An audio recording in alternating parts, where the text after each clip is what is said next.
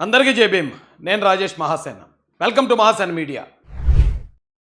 మరొక ఆర్టిస్ట్ అండి ఈయన నిజమైన ఆర్టిస్ట్ కూడా.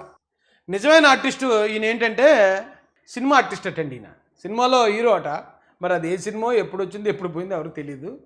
సార్ సినిమా ఆర్టిస్ట్ అట. సినిమాల నుంచి అక్కడ సినిమాలు రాలేదండి. ఇలాగా సినిమాలు బీభత్సంగా ఉంటూ సూపర్ స్టార్ అయిపోయే టైంలోనే దేవుడి కోసం వదిలేసి ఇలాగ వచ్చేసాడటండి. వచ్చేసి ఓ పాస్టర్ అయిపోయాడు ఈయన. ఈ పాస్టర్ ఈయన ఎప్పుడు వచ్చాడు లైమ్ లైట్లో కంటే అదే ప్రవీణ్ పగడాల గారు. ఇప్పటికీ నిన్న కాక మొన్న ఒక మీటింగ్ పెట్టాడండి. ఈయన ఏదో పొలిటికల్ పార్టీ కూడా పెట్టాడటండి. ఈ మీటింగ్లో ముందు ఈయన ఏం మాట్లాడాడు విని ఈయనది కూడా ఒక కళాఖండం ఉందండి, అది కూడా వినిపిస్తాను. దయచేసి అంటే ఇలాంటి వాళ్ళతో అప్రమత్తంగా లేకపోతే సంకనాకపోవడం గ్యారంటీ. ఈ రోజుకి నేను చెప్పగలను, ఒక క్రీస్తు కొరకు హతసాక్షిగా మారినటువంటి ప్రవీణ్ పగడాల గారు ఇప్పటికీ అమరుడే అమరుడే అమరుడే. క్రీస్తు కోసం హతసాక్షి అంటే అర్థం ఏంటంటే దేవుడు పని చేసుకుంటూ వెళ్తూ ఉంటే, దేవుడి గురించి చెప్తూ వెళ్తూ ఉంటే, దేవుడు అంటే నచ్చని వాళ్ళు వచ్చి కత్తులతో చాకులతో పొడిసేసి చంపేయటం. యేసుక్రీస్తు ప్రభు వారు కొంతమంది శిష్యులు ఉన్నాడు, వాళ్ళందరినీ అలాగే చంపేశారు. వాళ్ళతో పాటు సేమ్ అలాగే ప్రవీణ్ గారు చనిపోయారని ఇప్పటికీ అన్నాడు. ప్రవీణ్ గారు మంచోడు, నేను మళ్ళీ చెప్తున్నానండి. ఆయన జెన్యూన్ క్యాండిడేట్. దేవుడు మంచోళ్ళని తీసుకెళ్ళిపోతారని కొంతమంది అంటూ ఉంటారు కదా, అందుకే ఆయన తీసుకెళ్ళిపోయాడేమో. అయితే ఇప్పటికీ ఇలా మాట్లాడి ఆ పార్టీ పెట్టుకుని దాని మీద దానికోసం దీనికోసం తాపత్రయపడుతున్నారు కదండి. ఇతంది కూడా కళాఖండం ఉంది, అది కూడా వినిపిస్తాను. ఈ పాస్టర్లను అడుగుతున్నాను, ఇప్పుడు ఇలాంటి వాడిని కూడా పిలిచి మీటింగ్ పెడుతున్నారు. అన్నం తిన్నారా, గడ్డి తిన్నారా? ఇతని భార్య బండబూతులు తిడుతూ వీడియో పెట్టింది. ఇతను లవ్ చేసి పెళ్లి చేసుకున్నాడు, 2 పిల్లలు పుట్టారు, ఆవిడని వదిలేశాడు. ఎవరో పాస్టర్ గారు ఇంటి దగ్గర కొన్ని రోజులు ఏదో పని మీద వెళ్ళి వాళ్ళ ఇంటి దగ్గర ఉంటూ ఆ పాస్టర్ గారు అమ్మాయితో పులిహోర కలిపాడట.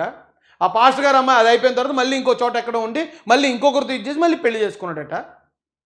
ఒరే మీరు క్రిస్టియన్సేనారా? అసలు ఈయన్ని పిలిచిన పాస్టర్లను అడుగుతున్నాను. లేకపోతే మీరు కూడా ఇట్ అయిపోయినా, మీరు కూడా 2-3 మెయింటైన్ చేస్తున్నారు ఎట్రా? ఇలాంటి వాడిని పిలిచి ఎంకరేజ్ చేసుకున్నారు. కమాన్ ఓకే, మనోడు 2-3 చేశాడు, మనం కూడా చేయొచ్చు, అదేం పర్లేదు, వీడు బాగున్నాడు కాబట్టి నేను బాగానే ఉంటాను దేవుడు అని ధైర్యం కోసం తెచ్చుకుంటారు ఎట్రా? మీరు ధైర్యం కోసం పిలుస్తున్నారా ఇలాంటి వాళ్ళని?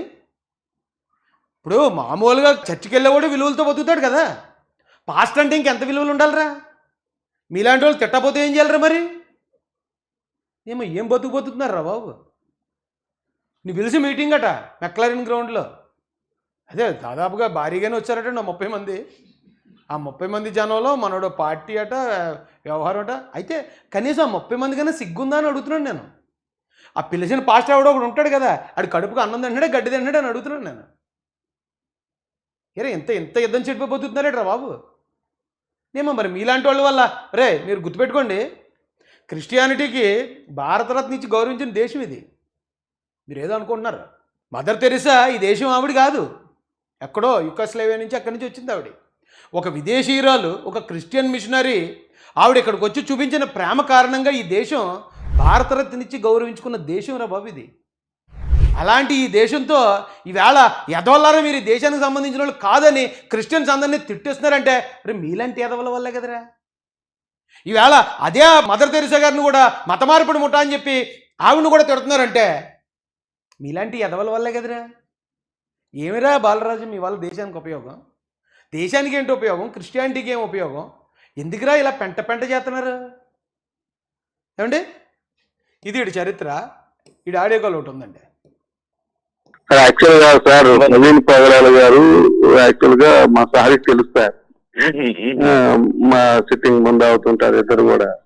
నేను కూడా తెలుసు అండి, అది నాకు తెలుసు.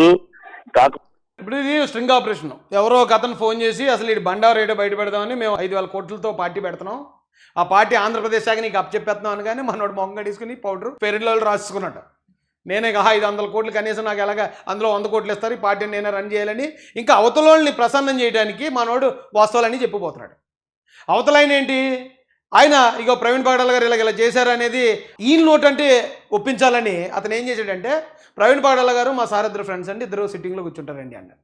అంటే ఇడేమనాలి? అవునండి అలా చేశారు, అలా చేయరండి అనాలి. ఇడేమన్నాడు? నాకు తెలుసండి అవన్నీ నాకు తెలుసు. ఇవి ఎప్పుడో బయటకు వచ్చి అందరూ వినేశారండి. వినేశాక కూడా ఇలాంటి పోరంబోకుల్ని కూర్చోబెట్టి దేవుడు బైబిల్ ఇచ్చి బైబిల్ బోధింపజేస్తుంటే మనల్ని తిట్టకపోతే ఏం చేస్తుంది సమాజం? అసహించుకోకపోతే ఏం చేస్తుంది సమాజం? ఏం చేస్తుందండి? ఇద్దరు కూడా నేను కూడా అది నాకు తెలుసు అండి, అది నాకు తెలుసు. కాకపోతే మనం ఏంటంటే దాన్ని బయట పెట్టాల్సిన అవసరం లేదు కదా, ఆ చిన్న చిన్న ఇష్యూ అనేది పర్సనల్. కాకపోతే జరిగిన సంఘటన ఆయన తాగాడా లేదా అన్నది కాదు, ఆయన చంపాడా చంపబడ్డా, యాక్సిడెంటా హత్యనా అన్నది. ఆయన యాక్చువల్ గా సార్ ఆయన కొంచెం కనీసం ఆ 2 రోజులైనా తాగకుండా ఉంటే బాగుండేది అని మేము పర్సనల్ గా కూర్చున్నప్పుడు అనుకుంటాం. వెళ్ళాడు సార్ మనం చెప్తే సరే లేనిగా జరిగిపోయింది, మనం ఏం చేయాలి, అయిపోయిందని మనం రికార్డ్ చేయలేం కదండి. ఇది నా అభిప్రాయం సార్, మీ అభిప్రాయం ఉంది నాది. యాక్చువల్లీ కొన్ని విషయాలు నాకు తెలిసే, కానీ మనం దాన్ని బయటికి తీసుకురాకూడదు. మనం ఏదున్నా సరే మనం స్టాండ్ తీసుకుని ఫైట్ చేయాలన్న ఉద్దేశంతో నేను ముందుకెళ్ళాను. జాన్ పాల్ ఉన్నాడండి, జాన్ పాల్ ఏం చేశాడు, ఎవరో చెప్పారు నాకు ఇది ఆయన తీసుకుంటాడని తెలుసు నాకని చెప్పి తీసుకుంటాడు, తాగాడు, పడ్డాడు, అవసరం లేదు అది చెప్పడం, బయటికి తీసుకురావడం అవసరం లేదు. ఒక స్టాండ్ తప్ప తీసుకున్నాం ఇంకా దాన్ని నిలబడాలని ఆలోచన లేదు. అంతే అంతే అంతే. అండ్ టోటల్ క్రిస్టియానిటీలో నమ్మకం పోతుంది, సేవకుల మీద నమ్మకం పోతుంది అన్న ఒక ఆలోచన. అవును అవును అవును. నేను ఎప్పటికండి ఇది జరిగి సంవత్సరం దాటేసింది, ఇప్పటికీ నేను ఒక్కసారి కూడా ప్రవీణ్ పగడాల గారు ఆ రోజున డ్రింక్ చేశారనో లేకపోతే మరొకటి ఇప్పటికి నేను అనలేదు. ఎందుకంటే ఆయన యాక్సిడెంట్లో చనిపోయారనే దాకా ఓకే, అది చాలు. ఇక మిగతా విషయాలైనా అసలు యాక్సిడెంట్ అంటే ఏ గొడవ లేదు కదా. ఒకవేళ యాక్సిడెంట్ అంటే నిజంగా ఒకవేళ ఏదైనా అలాంటిది ఉన్నా ఏదో మేనేజ్ చేసి ఆ సర్టిఫికేట్ యాక్సిడెంట్ అని తీసుకుని ఉండుంటే దాదాపు ఒక 30 కోట్లు 50 కోట్లు వాళ్ళ ఫ్యామిలీకి ఇన్సూరెన్స్ వచ్చినట్ట. కానీ వీళ్ళందరూ ఇవన్నీ తెలిసేట వీళ్ళకి, నాకు తెలుసండి. కానీ ఎందుకు స్టాండ్ తీసుకున్నాం కాబట్టి మాట్లాడేశానండి, లేకపోతే మిగతా వాళ్ళు అందరినీ కూడా అలా అనుకుంటారేమో అని నేను మాట్లాడేశానండి. అన్నీ తెలిసి ఇప్పటికీ లేదు ప్రవీణ్ పగడాల గారిని చంపేశారని చెప్పి తిరుగుతున్నారండి. ఇలాంటి వాళ్ళే నమ్ముతారా ఇంకా మీరు? యేసుప్రభుని కూడా సిలువేసిన వాళ్ళు మీలాంటి వాళ్ళారు బాబు ఈ లెక్కనే. ఆయన కూడా అదే చెప్పేవాడు. మీరు యేసుప్రభుని ఎవడన్నా విశ్వసించడం అంటే ఆయన చేసిన పని ఏంటి, ఎలా చేశాడు, ఏ మార్గంలో చేశాడు, అది చేయాలి తప్ప ఆయన పేరు చెప్పుకుంటూ డబ్బులు అడుక్కుంటూ బతకడం కాదు. తప్పు మనోడు చేసినా అతి తప్పు. ఇగో యాజకులు పరిసయ్యులు తప్పు చేస్తున్నారు, మీరు ఇలాగ ఉండకండి అని చెప్పి ఆయన వాళ్ళు చేసి అదప్పలన్నీ బయట పెట్టారని వాళ్ళందరూ కలిసి రాజుగారితో చెప్పి ఆయనకు శిక్ష ఏం చేసి సిలువేశారు. అంతే కదా. లేకపోతే ఆయన ఎవరైనా బయట వాళ్ళు చేశారనుకుంటారా? లేకపోతే హిందువులో ముస్లింలో వెళ్ళేదండి ఆయన్ని, సొంతోళ్ళే యూదులు వేశారు. వాళ్ళ తప్పుని ఎత్తి చూపించాడని. మరి వీళ్ళు చేసే పని ఏంటండి? తప్పును సమర్థించటమా క్రిస్టియానిటీ అంటే? ఏదన్నా ఒక పొరపాటు జరిగినప్పుడు అది పొరపాటును ఒప్పుకోకుండా అది పొరపాటు కాదు, ఇది వేరే వాళ్ళు చేసిన పొరపాటు అని ఎదుటోళ్ళ మీద అబద్ధపు సాక్ష్యం పలకటమా క్రిస్టియానిటీ అంటే? అబద్ధాలు చెప్పడమా క్రిస్టియానిటీ అంటే? పాస్టర్ ముసుగులో ఉంటూ మహిళలతో ఒకరు కాదు, ఇద్దరు కాదు, ముగ్గురు కాదు అనుకుంటూ మార్చుకుంటూ వెళ్ళటమా క్రిస్టియానిటీ అంటే? వీళ్ళ పాస్టర్లు, ఇలాంటి పాస్టర్లను కూడా మోస్తున్న వాళ్ళని మరి ఏమనాలండి? బయట వాళ్ళు తిట్టారంటే మరి తిడతారు కదా.